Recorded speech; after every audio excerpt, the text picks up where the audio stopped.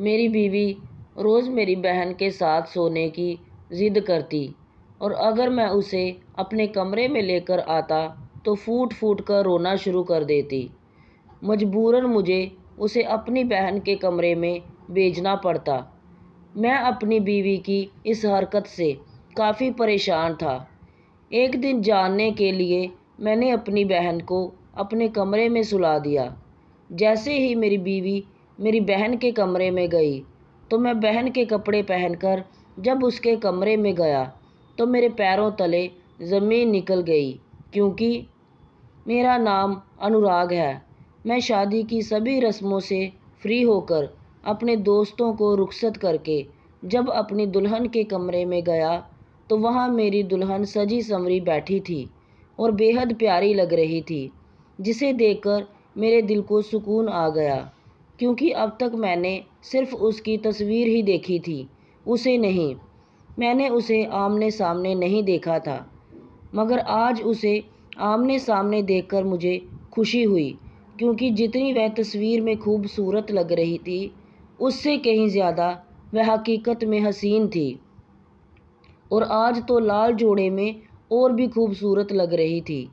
मेरी बहन पूजा, जिसकी उम्र 20 साल थी, मेरी शादी पर बेहद खुश नज़र आ रही थी, क्योंकि मैं उसका इकलौता भाई था। मैं गांव के सरपंच का इकलौता बेटा था और उनकी सारी जायदाद और हवेली का वारिस था। मैं अपनी दुल्हन के पास जाकर बैठ गया, लेकिन मेरी बीवी ने एक बार भी मेरी तरफ नहीं देखा। यहाँ तक कि मेरे कमरे में आने पर भी उसने नज़र नहीं उठाई। मैंने मुंह दिखाई का हार उसके सामने करते हुए उसकी तारीफ़ की कि बहुत प्यारी लग रही हो तुम इस शादी के जोड़े में। फिर उसने एक पल उस हार की तरफ देखा और फिर एक नज़र उठाकर मेरी तरफ देखा और मेरे हाथों से वैसे ही सेट लेकर सामने बेड की एक साइड पर रख दिया। मुझे उसका ये अंदाज़ बहुत अजीब लगा और किसी अनहोनी का एहसास होने लगा, क्योंकि वह बिल्कुल भी खुश नहीं दिखाई दे रही थी। मैंने सोचा कि शायद वह दुल्हन है, डरी हुई है या अपने मम्मी पापा को छोड़कर आने की वजह से उदास है। मेरे लिए अंदाज़ा लगाना मुश्किल हो रहा था। फिर मैं अपने आप को दिलासा दे रहा था। फिर मैंने उसे अपनी फैमिली के बारे में बताया, हवेली के कानून बताए और इंतज़ार करने लगा कि वह आगे से कुछ बोले, मगर वह कुछ न बोली। उसका सिर झुका हुआ था। रात काफ़ी हो चुकी थी और हवेली के सारे लोग सो चुके थे। सिर्फ हम दोनों जाग रहे थे, क्योंकि मैं देर रात तक दोस्तों के साथ था, इसलिए मुझे आने में देर हो गई थी। मैंने कहा, कुछ तो बोलो रोशनी, मैं तुम्हारी आवाज़ सुनना चाहता हूँ, देखना चाहता हूँ कि जिस लड़की का चेहरा इतना हसीन है उसकी आवाज़ कैसी होगी। मैंने उसकी तरफ देखते हुए फरमाइश की, लेकिन बजाय कुछ बोलने के उसने अपना चेहरा दोनों हाथों से छुपा लिया और फूट फूट कर रोने लगी। वह इतना रोई कि मैं परेशान हो गया। वह काफ़ी देर तक रोती रही और मैं हैरान परेशान उसे देख रहा था। उसको इस तरह से रोता देख मेरा दिल टूट गया। मैं उसके रोने की वजह जानना चाहता था, लेकिन मैं चुप नहीं हो रही थी। बड़ी मुश्किल से मैंने उसे चुप कराया और पूछा कि क्या बात है, क्यों इतना रो रही हो। वह बोली, मुझे मेरे घर वाले याद आ रहे हैं, और फिर से रोने लगी। तो मैंने अपना सर पकड़ लिया। मैं समझ गया कि उसे अपने घर वालों से बहुत ज़्यादा लगाव था और इसीलिए वह उदास है। उसकी ये बात सुनकर मेरे दिल को सुकून आ गया, वरना मेरे दिल में बहुत उल्टे सीधे ख्याल आ रहे थे कि कहीं वह किसी और को तो पसंद नहीं करती, कहीं वह किसी और से तो शादी नहीं करना चाहती।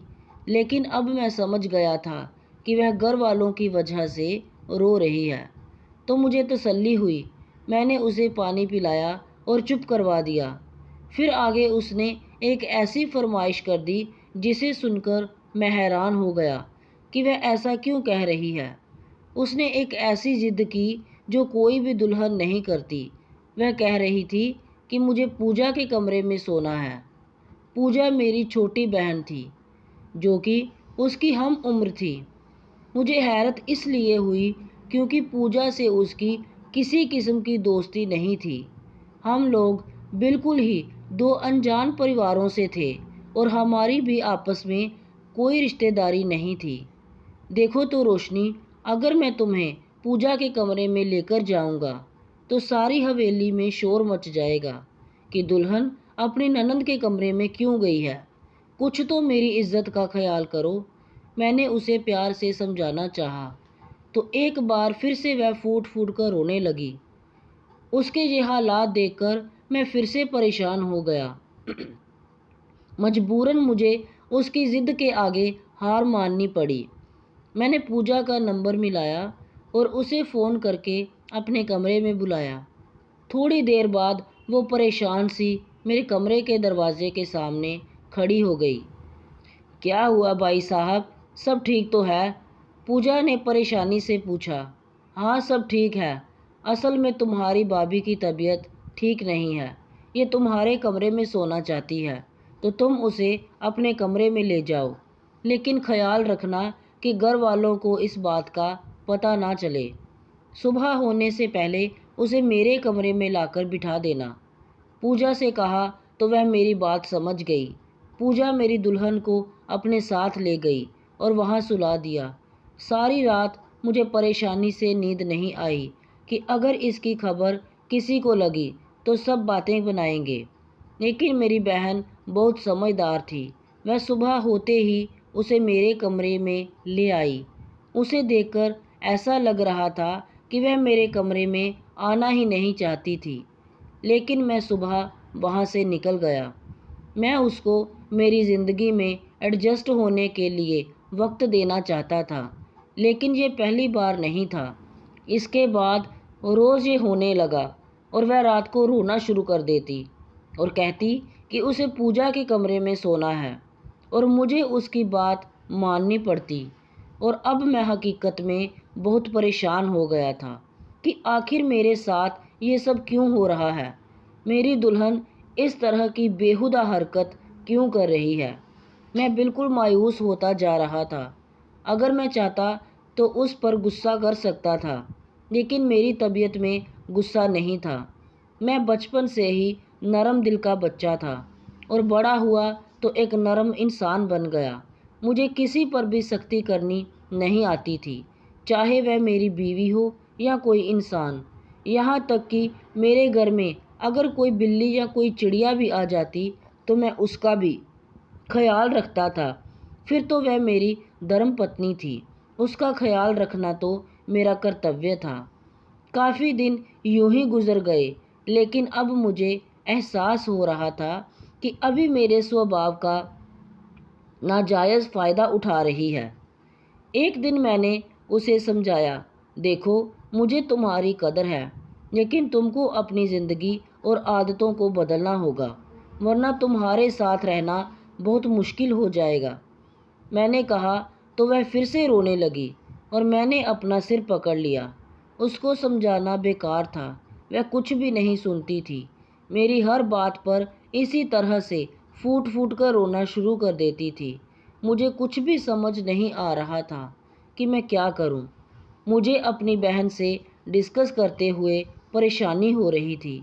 मैंने महसूस किया उसकी इस हरकत से पूजा भी बहुत तंग है, लेकिन वह भी एहसास रखती थी और उसे कुछ न कहती थी, लेकिन उसकी प्राइवेसी डिस्टर्ब हो रही थी। उसके कुछ दिनों बाद ही मैंने महसूस किया कि रोशनी और पूजा के बीच कुछ राज है जिससे मैं बेखबर था, लेकिन मैं समझ रहा था कि उन दोनों के बीच कोई बात ज़रूर हुई है। पूजा मुझसे कुछ छुपा रही है, लेकिन मैंने महसूस किया था कि पूजा हर वक्त परेशान रहने लगी थी। वह मुझसे कुछ कहना चाहती थी, लेकिन कह नहीं पा रही थी। संकोच के मारे मैंने पूजा से सवाल किया तो मैंने महसूस किया कि उसके चेहरे का रंग उड़ गया। नहीं भाई, ऐसी कोई बात नहीं है। मेरी और भाभी के बीच में थोड़ी बहुत दोस्ती हुई है, लेकिन उन्होंने अपना कोई राज मुझसे शेयर नहीं किया है। पूजा अपनी उंगलियों को मसलते हुए बोली, और वहाँ से चली गई तो मुझे शक होने लगा। अब बात बर्दाश्त से बाहर हो चुकी थी। मैं मामले की तह तक जाना चाहता था। आखिर माजरा क्या है? जिस राज को मेरी बहन तक जानती थी और मेरी बीवी ने मुझे नहीं बताया। अब मैंने फैसला कर लिया कि इस राज को जानकर ही रहूँगा। मैंने दिल ही दिल में एक प्लान बना लिया और उस पर अमल करने के लिए मैंने एक रात पूजा से कहा कि वह मेरे कमरे में सो जाए। आज मैं शहर किसी काम से जा रहा हूँ, लेकिन भाई मैं तो अपने कमरे में भी सो सकती हूँ। अगर आपको कोई परेशानी नहीं तो आप अपना कमरा लॉक करके चले जाएं, पूजा ने कहा। तो मैंने ज़ोर से उसे डांट दिया। देखो पूजा, जैसा मैं कह रहा हूँ वैसा करो और मुझसे ज़्यादा सवाल मत करो। ज़िंदगी में पहली बार मैंने पूजा से सख्ती से बात की थी तो वह हैरान हो गई और फिर से उसने मेरी बात मान ली और वह मेरे कमरे में सो गई। मैंने पहले दोपहर में पूजा का कमरा खाली देखकर उसका शॉल उठा लिया था। मैंने उसी शॉल को ओढ़ लिया और अंधेरे कमरे में घुस गया जहाँ मेरी बीवी रोशनी सो रही थी। जैसे ही मैं पूजा के कमरे में गया और दरवाज़ा बंद किया तो दरवाजे की आवाज़ पर मुझे रोशनी की आवाज़ अंधेरे में सुनाई दी। वह मुझे पूजा समझकर जो कुछ बोल रही थी वह सुनकर मुझे अपने कानों पर यकीन नहीं हो रहा था। पूजा, तुम कहाँ चली गई थी? मैं तुम्हारा इंतज़ार कर रही थी। तुम जानती हो ना कि मैं कितनी परेशान हूँ। मुझे किसी शख्स को फ़ोन करना है तुम्हारे नंबर से।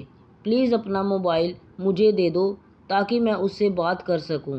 मेरी ज़िंदगी नर्क बन चुकी है उस आदमी की वजह से।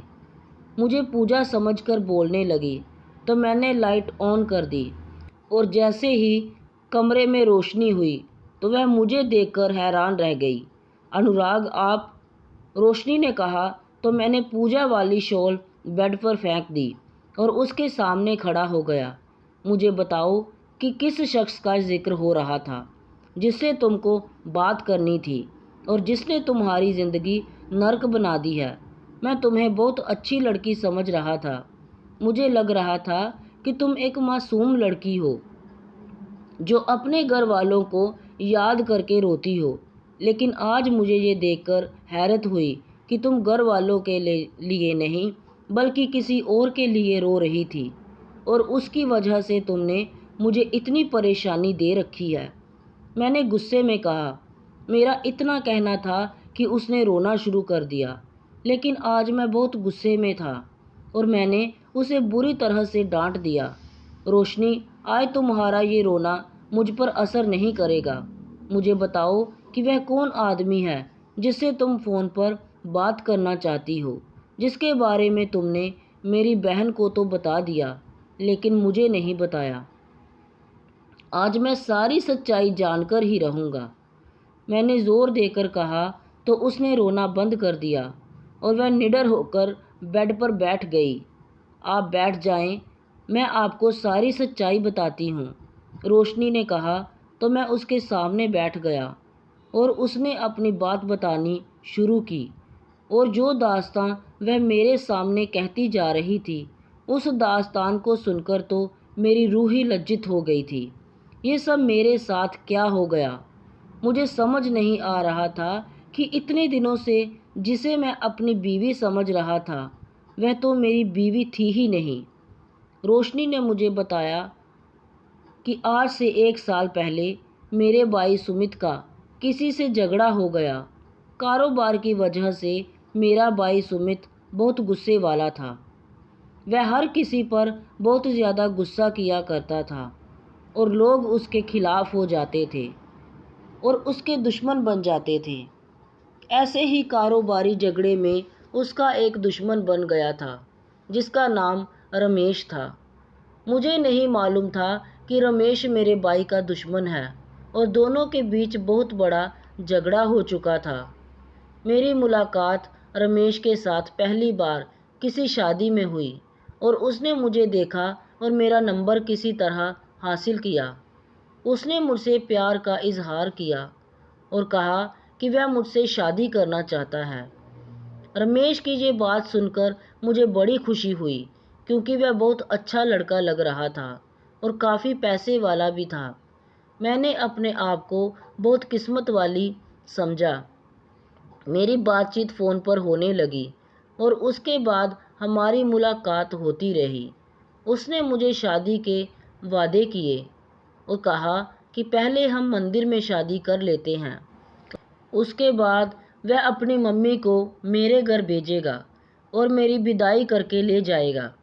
मैं तो जैसे हवा में उड़ रही थी। मैंने उसकी बात मान ली, क्योंकि मैं उस पर अंधा विश्वास करने लगी थी। हम दोनों ने खुफिया तरीके से शादी कर ली। कुछ दिनों बाद ही मेरे लिए आपका रिश्ता आ गया और मेरे भाई सुमित ने रिश्ते को हाँ कर दी, क्योंकि मेरे पापा इस दुनिया में नहीं थे और मेरी शादी की जिम्मेदारी मेरे भाई की थी। मेरे घर में सिर्फ मेरा भाई और मेरी माँ रहते थे। सुमित उस रिश्ते से सबसे ज़्यादा खुश था, लेकिन मेरे लिए ये बात मुमकिन नहीं थी, क्योंकि मेरी तो शादी हो चुकी थी रमेश के साथ। मैं बहुत परेशान हो गई, यहाँ तक कि मेरी शादी करीब आ गई थी। अब 4 दिन बाद मेरी शादी आपके साथ होने वाली थी और रात को ही मैंने रमेश को खबर कर दी और उसके साथ भागने को तैयार हो गई, क्योंकि मेरे पास कोई और रास्ता नहीं था। मैंने कुछ भी सोचा समझा नहीं। मैं उसके प्यार में अंधी हो चुकी थी। मैंने फ़ौरन अपना सामान बांधा और रातों रात उसके साथ भागने के लिए तैयार हो गई। मुझे किसी बात की कोई परवाह नहीं थी। मैं जानती थी कि मेरे जाने के बाद घर में कोहराम मच जाएगा। मैं ये भी जानती थी कि सुमित बहुत गुस्से वाला है। अगर उसे मालूम हो गया तो वह मेरा बुरा हाल करेगा। लेकिन मुझे तसल्ली थी कि रमेश मेरे साथ है, वह मेरा साथ देगा। वह एक बहुत बड़े बाप का बेटा है। मैं रात को अपने घर से निकल पड़ी और रमेश की बताई हुई जगह पर आ गई, लेकिन वह वहाँ पर नहीं आया। मैंने उसे बार बार फ़ोन मिलाया। आखिर उसने मेरा फ़ोन उठा लिया।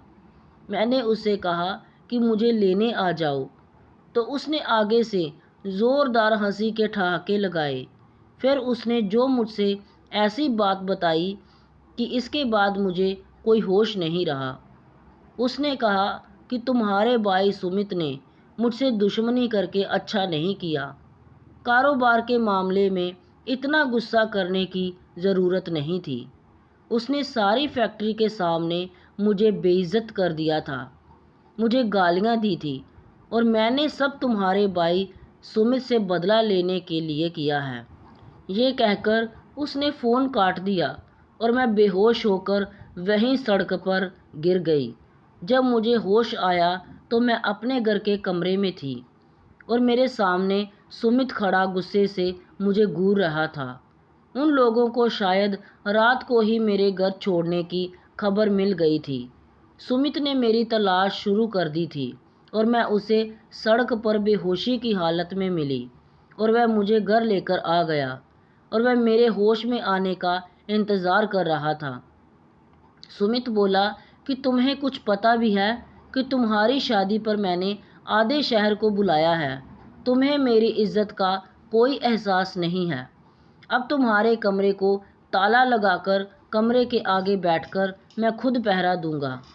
उसने मुझ पर हाथ नहीं उठाया था, लेकिन मुझे धमकी दी थी कि वह मुझे मार नहीं सकता, क्योंकि मेरी शादी होने वाली है। अपनी इज्जत बचाने के लिए उसने अपने आप पर काबू रखा था। मेरे पास सच बताने के सिवा कोई चारा नहीं था। मैंने उसे सारी बात बता दी तो एक बार वह फिर से गुस्से में आ गया और बोला कि वह मेरा सबसे बड़ा दुश्मन है और तुमने उसी के साथ शादी कर ली। अब 3 दिन बाद तुम्हारी शादी है। रमेश का क्या होगा? सुमित गुस्से से पागल होकर बोला और रमेश के पास गया, लेकिन उसके घर जाकर पता लगा कि रमेश तो कोलकाता चला गया। ये जानकर सुमित की हालत बहुत ख़राब हो गई थी। किसी तरह से उसने रमेश से कोलकाता में बातचीत की और फ़ोन पर रमेश का वही गंदा मजाक उसने ज़ोर ज़ोर से हंसी के ठहाके लगाए। उसने सुमित की बहुत बेइज्जती की और तलाक देने से साफ इनकार कर दिया। अब मामला बहुत बिगड़ गया था। अगर वह इसी शहर में होता तो कोई मसला हल किया जा सकता था। 3 दिन बाद हमारी शादी थी। फिर वह वक्त भी आ गया जब मेरी आपसे फेरे कराए जा रहे थे। शादी के कागजात मेरे सामने रखे और कहा कि इस पर साइन करो। मेरे भाई ने एक हाथ से कागजात मेरे आगे किए और दूसरे हाथ में बंदूक उठाकर अपने गले पर उसकी नली रख दी। भाई ने कहा कि अगर तुम इनकार करोगी तो मैं अपने आप को मार लूँगा। भाई की आंखों को देखकर मुझे एहसास हो गया था कि वह बहुत गुस्से में है और अगर उस वक्त मैं कागज़त पर साइन ना करती तो वाकई में वह खुद को नुकसान पहुंचा देता, क्योंकि उसने मेरे पास अब कोई चारा नहीं छोड़ा था। मजबूरन मुझे उस कागजात पर साइन करने पड़े। लेकिन ये शादी हुई ही नहीं, क्योंकि मैं पहले से ही शादीशुदा थी। मैं आज रमेश की बीवी हूँ। उसने मुझे तलाक नहीं दिया है। इस वजह से मैं पूजा के साथ सोती हूँ और उसको मैंने सारी हकीकत बता दी है। मैं पूजा के फ़ोन से रमेश से बात करना चाहती थी ताकि वह मुझे आज़ाद करे। मेरा उसके साथ किसी किस्म का कोई संबंध नहीं था। सिर्फ एक कागज़ पर मैंने साइन करके उसके साथ अपनी शादी करवाई थी। संबंध सिर्फ कागज़ की हद तक है। सारी सच्चाई बताने के बाद अब एक बार फिर से वह फूट फूट कर रोने लगी। तो उसकी कहानी सुनकर मुझे बहुत दुख हुआ, क्योंकि मैं एक नरम दिल इंसान था और गुस्सा करना मेरा स्वभाव नहीं था। वह इस कदर मासूम थी और बहुत ज़्यादा बेबस दिखाई दे रही थी। जब से मैंने उसे पहली बार अपनी दुल्हन के रूप में देखा तो मुझे उससे प्यार हो गया था और हर आए दिन मेरा प्यार बढ़ता ही जा रहा था। मैं किसी कीमत पर उसे खोना नहीं चाहता था। मुझे ये बताओ कि तुम मेरे साथ रहना चाहती हो या रमेश के साथ? मैंने दिल पर पत्थर रखकर ये सवाल किया तो उसने मेरी आंखों में देखा और कहा कि क्या मुझे तुम अपने साथ रख सकते हो अगर रमेश ने मुझे आज़ाद कर दिया तो? उसने उम्मीद भरी नज़रों से मेरी तरफ देखते हुए सवाल किया तो मैंने खुशी से अपना सिर हिलाया और कहा, हाँ, मैं तुम्हें इतने दिनों से अपनी बीवी समझ रहा था और तुमसे प्यार कर बैठा। तुम्हारा साथ मेरे लिए बहुत खुशी की बात होगी। अगर मुझे तुमसे प्यार ना होता तो मैं एक पल भी तुम्हें अपने साथ इस घर में नहीं रखता। मैंने कहा तो उसे तसल्ली हुई। मैं रमेश से अपना रिश्ता तोड़ती हूँ। उसने मुझे इस्तेमाल किया और धोखा दिया है। मैं उसकी शक्ल नहीं देखना चाहती। बस उस आदमी से मुझे आज़ादी चाहिए। रोशनी की बात सुनकर मैं खुश हो गया। मैंने रमेश की तलाश शुरू कर दी और वह मिल गया। वह मुंबई वापस आ चुका था। मैं अपने साथियों के साथ उसके पास गया और उससे तलाक के कागज़ पर साइन करवाए। हमारा रोब और दबदबा देखकर वह डर गया था और उसने तलाक दे दिया। अब उसका रोशनी से कोई रिश्ता नहीं रहा। मैंने उसी समय रोशनी से शादी की और अब हम खुशियों भरी ज़िंदगी गुजार रहे हैं और अब हमारे जुड़वा बेटे भी हो चुके हैं। दोस्तों, आपको ये कहानी कैसी लगी कमेंट बॉक्स में ज़रूर बताएं। कहानी को लाइक शेयर और अगर चैनल पर नए हैं तो सब्सक्राइब करना ना भूलें। धन्यवाद।